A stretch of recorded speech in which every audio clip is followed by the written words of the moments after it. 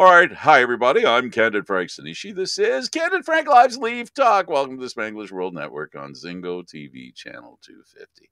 Please remember to download the Zingo TV app at the respective app stores for iOS and Android devices. While you download, make sure you rate and leave a comment. Both apps are absolutely free. Zingo TV is available on Google, Chromecast, Amazon Fire TV sticks, Roku sticks, and also on all smart TVs 2016 forward. Now on Leaf Talk, joining me as usual, the fan of the hour, the brains of the operation, the cutest of the two. Hello, Aaron. I'll take 2 out of 3. Thanks for that, Frank. Appreciate that. We can argue later about which two. I guess, first of all, welcome everybody. Put your towels down. And by that I mean crying towels. And let's do a post-mortem here with the Maple Leafs, who were eliminated by the Florida Panthers 4-1.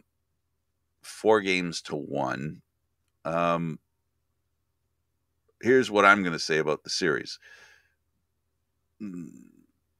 I really think I've said enough about the series. I think the question is, for me, what do you learn from this experience moving forward if you're Leaf management? And in this case, upper management, because they chose not, they basically created the situation that most people refer to as the lame duck GM. Yeah, they sort of brought this on themselves, I think, to a certain extent, with their absolute inability to do anything with regard to Dubas. I can't imagine how stressful and taxing that must be for him, for his spouse, for their kids. This has got to be a very much not fun time at all to be a general manager. There's another 45 days until his contract expires, but he's essentially got nothing to do in the interim. It's I don't know if he's going to be serving as his own player agent, in his discussions with the higher ups, but there has been a lot of noise made recently about him butting heads with Shanahan over lineup decisions and that sort of thing. So there is no doubt about the fact that you would have two people in the positions that they're in not seeing eye to eye. I don't think that would be a surprise, Aaron. I think that would be natural. The question truly is not that they disagree, but how they agree. In other words, have their conversation, and where do they go after they have their conversation, they say their piece, have their conversation, and then when you leave the room, what do you leave the room with? Anger or a plan? Yeah, and that's the question, right? Because we're 9 years into the 5-year Shanna plan at this point, and it doesn't look like much has changed at all. Dubas took over as GM 5 years ago. He's at the end of his first 5-year plan, at least they've won a round now for the first time in 20 odd years. That's one small comfort to be taken out of all of this, but you gotta wonder. Was there interference from the president when it came to people that he wanted to pick up? There's news going around now that Pridham is in the running for the GM spot in Calgary. So that's a potential possibility as well, which could change the situation here in Toronto. He's their capologist expert. Yes, right. He is the guy that made "we can and we will" possible for the Toronto Maple Leafs. Right, and a lot of the moves he made, the decisions he made, I don't want to downplay his importance, but what they had to do because of the cap, it was more reactionary. The cap was a secondary thought, Aaron, is the point I'm trying to make. His wasn't a primary concern, and he was left with, okay, how long do I hold the door open? Because the in and out was already happening. He was just holding the door open. In other words, just making sure that the numbers added up. The point I'm making is that because of the way the cap was distributed, they were forced to go after as many as they could of players that they could afford. Not that they wanted, but that they could afford that looked like what they wanted, in my opinion. That's my opinion. I mean, I can certainly appreciate that, and certainly the world shutting down for a couple of years really didn't help this situation. We were projected to be a salary cap currently of about $88 million, but thanks to a little global pandemic, we're still stuck where we're at. Yeah, I think open up, drill down a little further on that point because that's a very good one. If the pandemic hadn't happened, there would have then been an upward mobility of the cap where and this is the point you're making, where the contracts of the big four would not have been as big a chunk out of the full salary cap, I think is the point. And drill down on that. yeah, so I mean, basically, what we're looking at here is the core four uh, take up approximately 39% of the Maple Leafs salary, and it's $33 million. That is a very big chunk of what they have available to spend. The cap this year was $83, but if you factor in the fact that it seems to go up approximately $2 million every single year, and the fact that the pandemic kicked in March of 2020 means that 2021, 2022, 2022, 2023, all under the cap, also with a truncated season, also with no fans in the stands for a year and a half, means that revenues were limited. So instead of being where they should be, which is around 87.5 to $88 million, they're still laboring with that missing approximately $4.5 to $5 million that they could have used for other things. Given the fact that the pandemic stunted the growth of the salary cap, um, I think the Leafs have done absolute wonders with the funds that they've actually had available to them, just out of necessity. And there's a huge amount of credit that should go to Brandon Pridham for that. Um, but at the same time, they really have had their hands tied by some of the contracts that have been signed. Now, not all of that is entirely Dubas's fault. There is some that can still potentially be blamed on the last guy. I don't have all of the salary figures in front of me here, so you'll have to bear with me on that. I read an article in the Star. I read an article in the Sun. They're saying stuff that I said 4 or 5 years ago after the fact. I said then, and I continue to believe that there was some selfishness, and I'm going to be blunt about it. There was some selfishness in regards to Marner Matthews, and I think it dragged. Also, I don't know whether he set the tone and being Nylander, where they wanted all their money that they were going to earn in their lifetime. They wanted to make sure they got it, and they got it now. That decision on their part, on those players' part, to want to be paid at a level they did not achieve, and as yet they haven't achieved. This is the part, and I said it then, and I'll remind people that they will earn a lot of money now based on hopes and aspirations, and they'll hurt their chance for the accommodation of being on a team that can win a Stanley Cup. And it all came true, and it saddens me that was true. Having said that, I'm not here to say I told you I told you so. I'm here to say what happens next. And you've heard me say that Kyle Dubas has learned a lot. Can we assume that so has Shanahan? And are these guys trustworthy without Pridham or without anybody else, the two top honchos? Is it BS that they can't work together, or is it true? And the coming weeks are going to tell, and you and I have had this discussion ad nauseum over the course of the past 3 to 4 years about we'll do it as players briefly as we can now. Skipping over bridge contracts. This for those viewers who are tuning in for the first time. Frank and I have been complaining about the fact that nobody does bridge contracts for players that are out of their rookie qualification years, the first 3, and into their RFA years to bridge them to UFA status. If you look at the contracts for Matthews and Marner, their contracts take them right up to the brink of being a UFA. And they're already getting game breaker money, but they unfortunately aren't playing like game breakers. Not when it's the most important time of year, which is not the regular season, it's the playoffs. Yeah, and you know what you're saying, and this is the part that made me want to pull my hair out on behalf of those players. Honest to God, on behalf of those players. What bothered me was there's going to come a time where they're going to have to earn their money, right? So the question becomes, how do you want to earn your money? Do you want to earn it and I'm repeating myself and I apologize. Do you want to earn your money on the prospect that you're going to be a great player? Or do you want to earn your money because you are a great player? And why are those two stories different?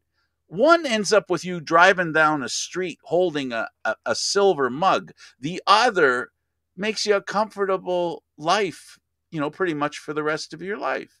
So if all you want is to be comfortable for the rest of your life, Matthews, Marner, Nylander, Tavares, they've done that. They've achieved that goal. They have benefited from their hard work and the beautiful talent that they have, but they're missing one little thing. They may never see the silver mug unless they leave Toronto, like some players have done over the years, who to win a cup, they had to leave Toronto. And I'm saddened for the fans here. No, there are Toronto fans that are going to be missing out on a lot. Let's be fair here. I think it might be a little bit disingenuous to say that John Tavares has made generational wealth at this point, but I mean, if you look at the contract that he An had $11 coming million into contract, Aaron, please. An $11 million contract. Come on, $11 million a year for how many years? And that's not a life altering contract. it is, but he earned that through his I'm not. work It's in the not first about 8 earning. years of It's the not league. understood, but I guess you didn't get my point. He can either make all the money or he can win a championship and then make all the money. Because if you win a championship, you will make the money. I think that's a guarantee. To make the money, though, doesn't guarantee you a championship. Is all like Yeah, that hair that I'm splitting is one that's why I said I pulled my hair out, because I knew we were going to be where we are today. Because I said at the beginning, when they were doing all that, I could pull out the sound that because they're paying those guys so much money, they won't have the depth to win a Stanley Cup. What happened in the last 7 years?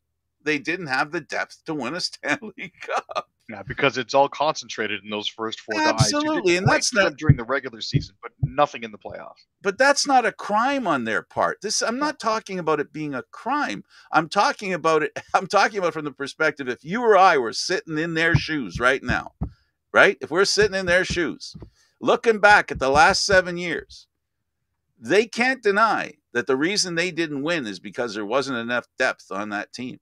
They know there wasn't enough depth. They didn't have the kind of guys that other teams had, and the ones that beat them, um, beat them because they had that depth. This series they lost against Florida was because they were not as good as the players that Florida sent out there, and that's the simple truth. And those players that were better than them that won the series for Florida weren't necessarily $11 million players. And that, we still haven't seen a team. The Leafs have not lost to a team that makes more money than them as the big four. They never lost against a team that made more money, top four in each team that made more money than them. They were always the highest paid four players in the series, and they were the ones that lost. And that's not selfishness. That's them getting what they feel they deserve. That isn't selfish. That's getting what you want. But be careful what you wish for. Yeah, and honestly, the real part of it is the real truth of it is that the Maple Leafs are a team of extremes. You have the guys making the $11 million, the $10.9364 million, the what have you. You have a guy floating somewhere in the middle like Nylander who's making 6.9. You have O'Reilly. Sorry, you have Riley who's making 7.5, and then everybody else underneath that is making 2 million or less a year. Exactly. There's nothing in the middle. There's no middle ground for them. There's no bangers and grinders in the middle. And I've heard this point made too. You look at all of the other players that are out there. Kachuk plays with a bit of a snarl. Ekblad had a ton of blocked shots. None of these guys make what the Leafs do, but they all are still one or two on their team. And that's, I think, the problem that Toronto has is they've always tried to get the marquee names, get the glamour players, as opposed to And if they guys that weren't, get it done. they turned them into that. Yeah, the They Muskoka made Five. them that. Ugh. They made them that. Yeah, the Muskoka Five is a perfect example. For those of you that don't remember, that's going back to Sundin and the gang. You know what? Uh, I don't want to make this too negative. I think we've made our point as far as the mistakes that the Leafs have made. Moving forward, I repeat again that Kyle Dubas has learned a lot. I believe Shanahan has learned a lot. The only problem is they're in a tough situation, Aaron, because I'm at a point in where I'm not speechless, but there's a couple of ways there is no one way I think they can go. You know what I mean? I'm split. Yeah, part of me says burn it all down and let's start over. Part of me says, you know, a little tweak here and there, maybe it'll be fine, right? But the one variable we haven't discussed, in my opinion, the problem isn't and has not been the Leafs that's not the problem with this organization. The problem with this organization is that they're a punching dummy for the National Hockey League and the teams they want to become more popular so the league as a whole can make more money. See, the Leafs make too much money for anyone to care about them or consider them an equal partner. They're not an equal partner. They're a punching bag for the National Hockey League. That's my opinion. I have watched the series against the Bruins that they've had, the series against the core four have been asked to be really great hockey players and have had the league and the rules as they were applied in the playoffs against them contravene fair play. They never got a fair shot. So I guess that's why I'm telling you that I don't know that blowing up this thing is going to do any good, because they blow it up. They're going to end up being the team that they were. I hate to say this, folks, and this is a warning on my part. Like I said, I don't know. I'm caught. This could end up being a team that brought us Shanahan in irony on his way out. This could end up being the team that wasn't making the playoffs, that had fans throwing jerseys on.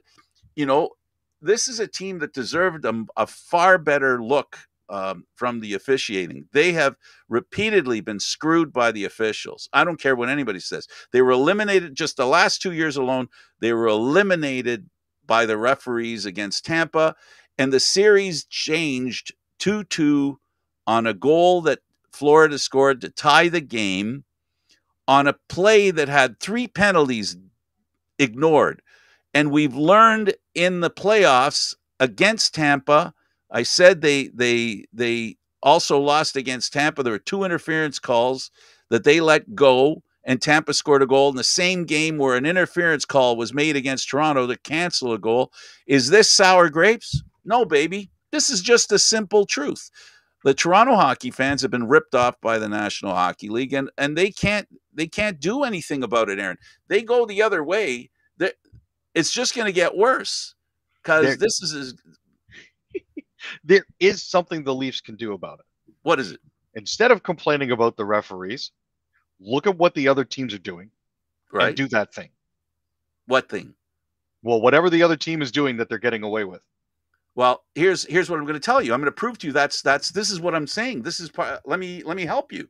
Hyman got suspended in the playoffs. You remember that? I do. You remember that? Do you remember what he got suspended for? A knee-on-knee collision. He got suspended for taking a guy into the boards. That was during the season after that. I'm talking about the playoffs before the knee on knee. When he hit a guy against the boards and the guy didn't have the puck. It was what was it? They remember they did the count 0.3 seconds, whatever, after the remember all that? Remember all that? Do you remember in the playoffs after that, 3 times as long after there were hits and there was no suspension? And to the Leafs too. So basically, what it works out to here then is if I can bring in a wrestling analogy. Go ahead. The Maple Leafs are like the enhancement talent that try to get other teams over. In wrestling parlance, that means that the Leafs are the jobber, the stumble bum, no name No, local dude that a wrestling promotion puts in so that unfortunately, a guy that's what can it look looks better. like. Yeah. So my point is this, Aaron. My point is this. My point is this because you really you bang on. You're on point. I'm taking your words and I'm going to verbalize them my own way. The Leafs have to be tough and get away with toughness, is what you were implying, right? And here's what I'm saying to you. They can't do that because they'll get called. We've seen it. We've seen it. Hyman, Kadri. We saw it this year with Bunting. Bunting got suspended for 3 games. 3. Not 1, not 2, but 3 for doing what got done to the Leafs during that series and didn't even get a penalty. Are you getting Yeah. my drift? So No, here's it's impossible for them to do it that way. So at least they could do, and I'll finish by saying at least they can be entertaining. The kind of hockey they play during the regular season is much better than the kind they were playing before the Shannon plan. well, and I would like to point something else out here, or just say one last thing because we're getting into the final minute here. You get the last word. Go. As it happens, there are a lot of great teams out there. Boston finished first in the league, President's Trophy winners, got out, against the Florida Panthers. You don't hear their fans saying blow it up. Tampa Bay Lightning, 2-time Stanley Cup wins, 3-time Stanley Cup finalists, knocked out by the Toronto Maple Leafs. Their fans aren't saying blow it up. Toronto is the only team that finished in the top 5 currently where the fans are saying just blow it up.